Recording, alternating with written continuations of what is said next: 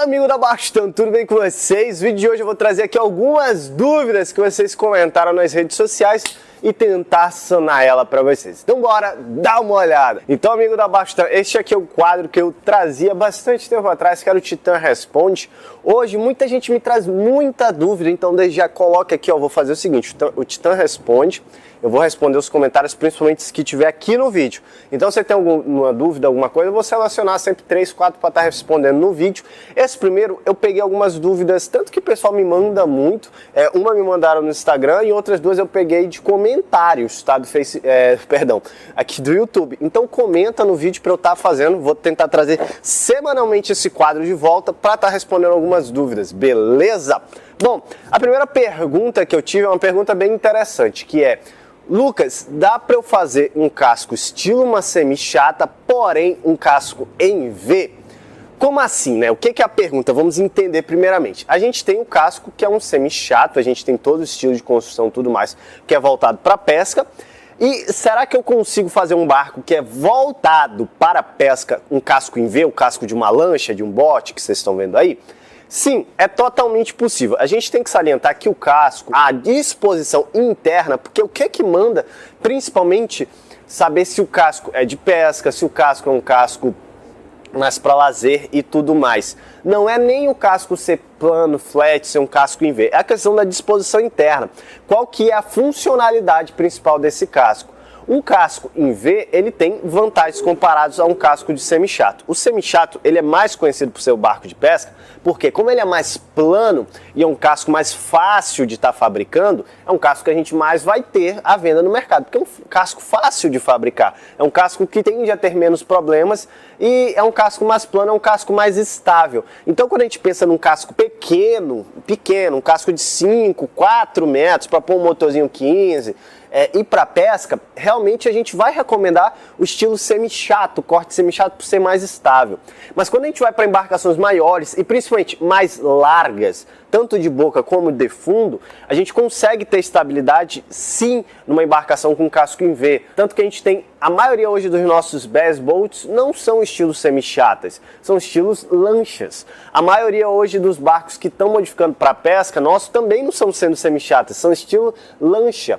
Porque justamente o casco em V é um casco mais confortável para você se deslocar, entendeu? Porque a gente sempre pensa, pô, bass boat é bom porque tem uma plataforma grande, semi-chata é bom para andar dentro e tudo mais. Só que a gente não tem que pensar só na hora que está pescando. A gente tem que pensar em todo o percurso. E se você, para ir do ponto A ao B, que é o ponto de pesca, você, cara, vai batendo muito, demora, é desconfortável e tudo mais, não é melhor que você tenha um conforto melhor no deslocamento? Sim. E com isso, você configura o casco em V para ficar com a mesma disposição de plataforma grande, tudo mais, com o mesmo arranjo interno, num casco semi-chato, tá? Lógico, se você fizer um casco em V muito pequeno, ele vai ter mais rolagem lateral comparado a um casco semi-chato.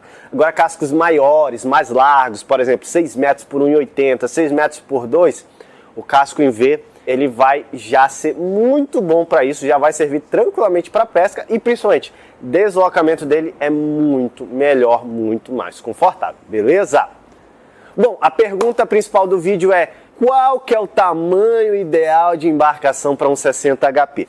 O Lucas de antigamente ia perguntar N coisas, porque é uma pergunta muito aberta. Mas hoje eu sei que vocês querem que eu responda essas perguntas abertas, até para tentar pensar um pouquinho mais.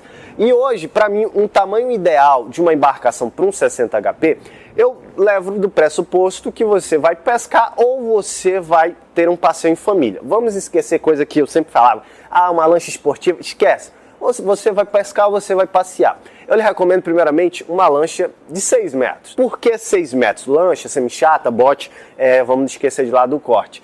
6 metros. Os 6 metros é justamente porque quanto mais curta a embarcação, um 60 HP ele pesa em média 100 quilos. E aí quando você coloca 100, 120 quilos mais ou menos, né? Quando você coloca muito peso na popa e a embarcação é muito curta, a tendência é cavalgar. Aí é um barco mais chato de você estar pilotando e principalmente é um barco que vai modificar a navegação, é mais suscetível a modificar a navegação de acordo com a carga. Quando você coloca um barco mais comprido, você diminui isso, você consegue navegar melhor. Então, 6 metros fica muito legal. E de largura, cara, eu acredito que para não forçar muito o 60 HP, Desde 1,50, ou seja, um fundo de 1,10 mais ou menos, 1,5 e 10 já fica legal, já dá uma estabilidade boa, até um pouco mais de um fundo de 1,30, 1,40, ou seja, vai ter uma boca até 1,80 mais ou menos. Nessa faixa 1,50, 1,80 de boca, tá? Isso varia de acordo com o fundo, ou seja, até no máximo a nossa VMAX Slim, para ficar uma embarcação confortável, prática de navegar e segura. Para mim esse é um tamanho ideal. 6 metros, pode ser um pouco mais estreita, 1,60, 1,50? Pode. Lucas, se eu quero 7 metros, aí você vai ter que estreitar ela mais um pouco para ter um desenvolvimento legal dos 60, entendeu? Então, para mim, 60 HP é conjunto para quem está começando, para quem quer ter uma embarcação legal. 6 metros por uma largura de 1,50 a 1,80 vai ficar bem, tipo assim, bem servido, beleza? Última pergunta aqui, galera, foi me perguntado, Lucas, eu tenho um 50 HP Mercury, preciso saber quando vocês forem falar de hélice e tudo mais, eu tenho 50 HP Mercury e atinjo a faixa de rotação de 5.550 RPM. É necessário trocar o hélice? Vamos lá. Antes, de você fazer o teste, por exemplo, Lucas, qual que vai ser o RPM que eu vou atingir? Você primeiramente tem que verificar uma coisa. Você vai fazer o teste de acordo com o uso que você tem. Como assim o uso que eu tenho? Você tem um barco para 10 pessoas com 50 HP. Você vai fazer o teste com a carga que você utiliza. Ou seja, eu tenho um barco para 10 pessoas, mas eu só navego sozinho. Eu, Deus e um tanque de 50 litros. Faço o teste e esse é o teste, esse é o parâmetro que você tem que ter. Lucas, eu tenho um barco que dá 10 pessoas, de vez em quando eu saio sozinho, mas a maioria das vezes eu navego com 6, 7 pessoas. Faço o teste com 6, 7 pessoas, porque o que acontece? Você vai ter que fazer esse teste para se adequar sempre no melhor que você tem na média, entendeu? Então, se você tem um barco X, motor X, você sempre navega pesado, faça o teste de top speed e RPM máximo pesado, entendeu? Ah, Lucas, mas eu vario, às vezes eu navego leve e às vezes eu navego pesado. Aí você vai fazer os dois testes e você vai ter que ter 2 modelos de hélice para você sempre trocar para deixar o mais eficiente em determinado ponto, mas isso eu vou entrar depois para falar, tá? Bom, entendendo isso, a gente tem um 50 HP 3 cilindros da Mercury. A faixa de rotação máxima é sempre isso que a gente vai olhar. Lá no site tem lá RPM máximo. Você vai acelerar e ver se está dentro do RPM máximo. O 50 HP 3 cilindros, em alguns sites fala uma coisa ou outra, mas o RPM máximo dele é 5.850 e geralmente a gente tira 10%, que é o que tem lá no site. Então ele vai dar uns 5.300, 5.400. Dentro dessa faixa de rotação, com o hélice que você tiver, você não precisa modificar. Tipo assim, Lucas, o meu motor gira 6.000, eu estou atingindo 5.700, 5.600. Você não precisa modificar, entendeu? Você não está tendo problema no motor, você já está tendo uma boa eficiência. Até porque você tem que entender que a gente sempre tenta deixar dentro desse RPM máximo com o maior passo de hélice e diâmetro possível. Porque quando você utiliza o maior hélice possível dentro do RPM máximo do motor, sem estourar giro e sem estar abaixo, o motor vai estar desenvolvendo a velocidade e o consumo melhor possível para o seu conjunto. Entendeu? Então, às vezes, você está tipo assim, Lucas, ele está atingindo 5.600, esse 50. Ele gira 5.850. Se eu diminuir o passo, eu vou chegar no giro máximo. Beleza? Você vai chegar no giro máximo. Só que, às vezes, esse passo que você diminui, o motor anda um pouquinho menos. Entendeu? Então, às vezes, não é bater no máximo assim. Eu não tenho que bater o pico 5.850, por exemplo. Não, você tem que estar dentro do valor de RPM máximo. Estando dentro deste valor, com o maior passo, sempre lembrando. Por que eu falo sempre para pôr o maior passo e diâmetro? Porque você vai fazer a embarcação andar mais e ser mais econômica. Então, dentro disso, você vai conseguir fazer o barco ter a melhor eficiência. Até porque é um conjunto, né? Tipo assim, é uma variável muito grande, né? Tipo assim, eu tenho um Gol, eu tenho um Celta. Não, eu tenho um barco de tal empresa, eu tenho um barco, por exemplo, eu tenho um barco da Titan, eu tenho um Solimões que eu coloquei um 50, eu tenho uma Canoa que eu coloquei um 50, eu tenho uma Semi-Chato que eu coloquei um 50. Nossa mesma já foi 3 modelos diferentes de embarcação. Aí dentro desses 3 modelos pode variar os tamanhos e tal, então é muita variação o barco.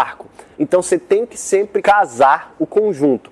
E não fica olhando para o conjunto do outro e tal. O outro andou isso, o outro andou aquilo. Varia. Tente fazer o melhor pro seu, entendeu? querendo ou não, tem alguns que vai, por questão de altura, por coisas muito pequenas, altura de motor, uma hélice diferente, alguma coisa vai andar um pouco mais, ser um pouco mais econômico. Sim, isso vai acontecer, não tem pra onde correr, mas está dentro do ok, não precisa trocar o passo do hélice, não precisa diminuir nem aumentar.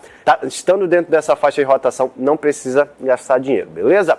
Bom, esse vídeo que eu queria trazer para vocês, Titan Responde, já adianto para vocês. Comenta aqui, tá? Comenta aí os comentários, eu vou estar pegando os comentários do vídeo aqui, então comenta a sua dúvida. Se eu não responder, espera que eu comenta de novo no próximo vídeo que eu trouxer, eu vou tentar trazer semanalmente, justamente para uma hora eu estar respondendo. Beleza, tá? E eu vou sempre tentar trazer respostas, coisas mais dinâmicas, tentar não entrar numa teoria absurda, a não ser no Eves, que é bom dar uma explicação um pouco mais para ser feito de maneira correta, tá bom? Então, vá com mais forte e vai de Titã!